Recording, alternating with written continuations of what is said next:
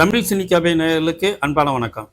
2024ஆம் ஆண்டில் 223 படங்கள் தோல்வியடைந்த நிலையில் தமிழ் சினிமாவுக்கு 1000 கோடி ரூபாய் நட்டம் ஏற்பட்டுள்ளதாக தியேட்டர் அதிபர்கள் விநியோகஸ்தர்கள் கவலை அடைந்துள்ளனர். 2024ஆம் ஆண்டு தமிழ் சினிமா பெரும் வசூல் குவிக்கும், இந்திய சினிமாவையே தமிழ் சினிமா கவனிக்க வைக்கும் என்று அனைவருமே எதிர்பார்த்தனர். முன்னணி நடிகர்களின் படங்களால் பெரிய அளவில் லாபம் ஈட்டலாம் என நம்பிக்கையுடன் காத்திருந்த தியேட்டர் உரிமையாளர்கள் விநியோகஸ்தர்களுக்கு இந்த ஆண்டு ஏமாற்றத்தையே தந்துள்ளது.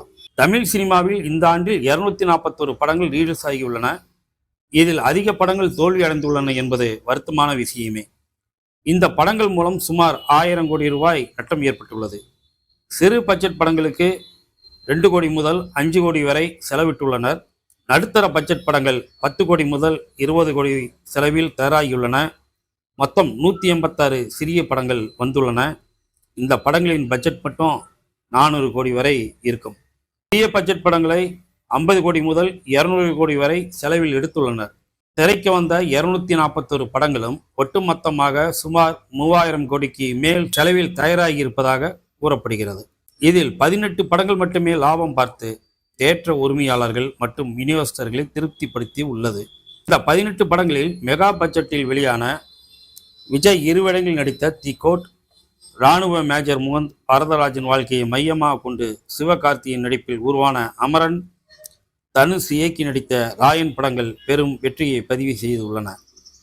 இதற்கு அடுத்தபடியாக பெரிய பட்ஜெட்டில் தயாரான ரஜினிகாந்தின் வேட்டையன், சுந்தர் சியின் அரண்மனை 4, விஜய் சேதுபதியின் மகாராஜா, அரவிந்த் கார்த்திக் கூட்டணியில் மெய்யழகன் ஆகிய படங்கள் வெற்றி பெற்றன.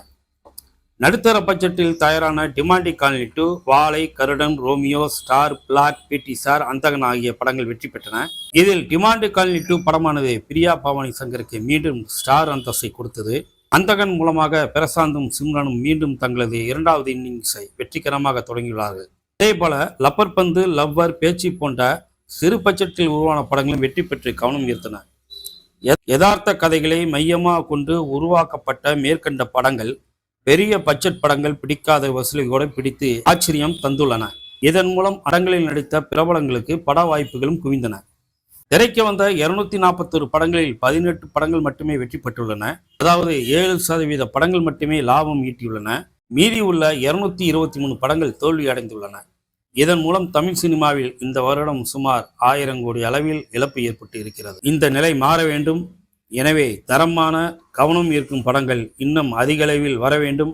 அப்போதுதான் சினிமாவுக்கு நல்லதாக அமையும். 2025இல் இது அமையுமா?